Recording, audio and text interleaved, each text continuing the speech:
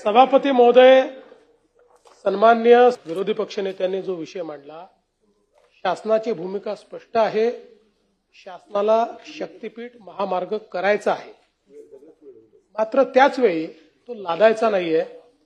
मागच्या मुख्यमंत्र्यांनी आणि आताच्या उपमुख्यमंत्र्यांनी सांगितलं होतं की आम्ही हा लादणार नाहीये. त्यामुळे आमची चर्चा सुरू आहे आणि चर्चेचं फलित असं आहे, माननीय बंटी पाटील साहेब, माननीय मुश्रीफ साहेबांच्या उपस्थितीत आम्ही कोल्हापूरच्या एअरपोर्टला पोहोचलो तेव्हा शेकडो शेतकरी 3 तास माझी वाट पाहत बसले होते. त्यांनी 1000 शेतकऱ्यांचं कोल्हापूर जिल्ह्यातल्या मला निवेदन दिलं आणि त्यांनी मला आव्हान दिलं आहे की यातली एकही सही खोटी असेल तर आमच्यावर कारवाई करा. आणि त्यात त्यांनी सांगितलं की आम्हाला शक्तीपीठ महामार्ग हवाय, आम्ही त्याच्याकरता जागा द्यायला तयार आहोत आणि आपण हा रद्द करू नका. एवढंच नाही तर वर्धा जिल्हा, यवतमाळ जिल्हा, सांगली जिल्हा, प्रत्येक जिल्ह्यातल्या शेतकऱ्यांनी सह्यांचं निवेदन दिलेलं आहे की आम्हाला शक्तीपीठ महामार्ग करायचा आहे. शक्तीपीठ महामार्ग हा केवळ शक्तीपीठांना किंवा आपल्या आस्थेच्या केंद्रांना जोडणारा महामार्ग इथपर्यंत मर्यादित नाहीये. हा महामार्ग मराठवाड्याच्या 5 जिल्ह्यांचं जीवनमान बदलणारा महामार्ग आहे. त्या 5 जिल्ह्यांना पोर्ट कनेक्टिव्हिटी देणारा मार्ग आहे. त्या 5 जिल्ह्यांना पूर्णपणे औद्योगिक पटलावर आणणारा मार्ग आहे. आणि म्हणून आणि नुसते मराठवाड्यातलेच 5 जिल्हे नाहीत, त्यात विदर्भातले 1-2 जिल्हे आहेत, पलीकडचं आपला देखील काही पश्चिम महाराष्ट्रातला भाग आहे. त्यामुळे हा महामार्ग केवळ अट्टहास नाही आहे, तर जसं समृद्धी महामार्गाने आज जवळपास 12 जिल्ह्याचं जीवनमान बदलून टाकलेलं आहे आणि ज्या वेगानं त्या ठिकाणी त्याचं परिवर्तन होत आहे, तशाच प्रकारे या महामार्गानेही हे परिवर्तन होणार आहे. आम्ही जरूर आपल्यासोबत बसून शेतकऱ्यांच्या अडचणी समजून घेऊ, कोणाच्या असतील तर त्या अडचणी दूर करू. पण माझी देखील आपल्याला विनंती आहे की या सर्व जिल्ह्यांच्या विकासाकरता आज मला सांगा की कोल्हापूरवरनं पाऊण तासात मोपा एअरपोर्टला जाता येईल, तासभरात जाता येईल.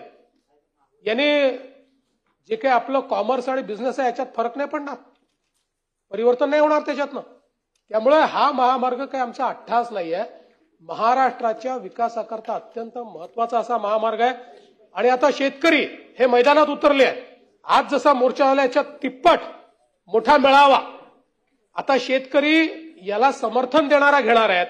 आणि म्हणून माझी आपल्याला ही विनंती आहे, आपण त्याच्यामध्ये मध्यस्थी करावी, त्यांच्या अडचणी असतील तर आमच्याशी चर्चा करावी, त्या चर्चेतनं आपण मार्ग काढू.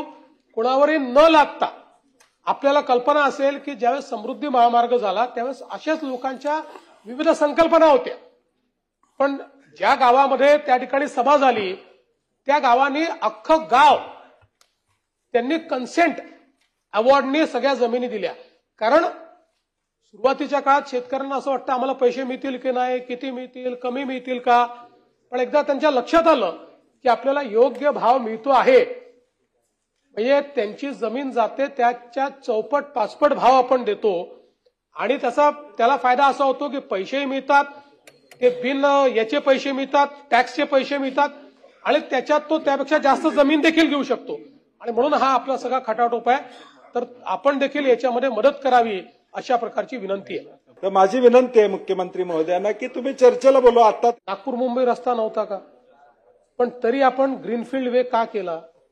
कारण ग्रीनफील्ड ऍक्सेस कंट्रोल रोड केल्यामुळे जे एरिया हे जुडलेले नसतात ते ओपन अप होतात. आता उदाहरणादाखल विदर्भातला सगळ्यात दुर्लक्षित जिल्हा कुठला होता? वाशिम. न इकडची कनेक्टिव्हिटी न इकडची कनेक्टिव्हिटी.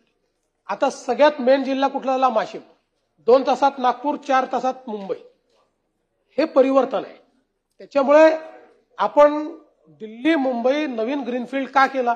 इतके वर्ष दिल्ली मुंबई हायवे आहे तरी नवीन ग्रीनफील्ड केल्यामुळे सगळा जो भाग दुर्लक्षित होता तो भाग त्याच्यामुळे जोडला जातो. आपल्याला माहिती आहे, आपण माझ्यापेक्षा जास्त जग फिरलेला आहात, आपल्याला कल्पना आहे की रस्ते ही विकासाची कुंजी आहे.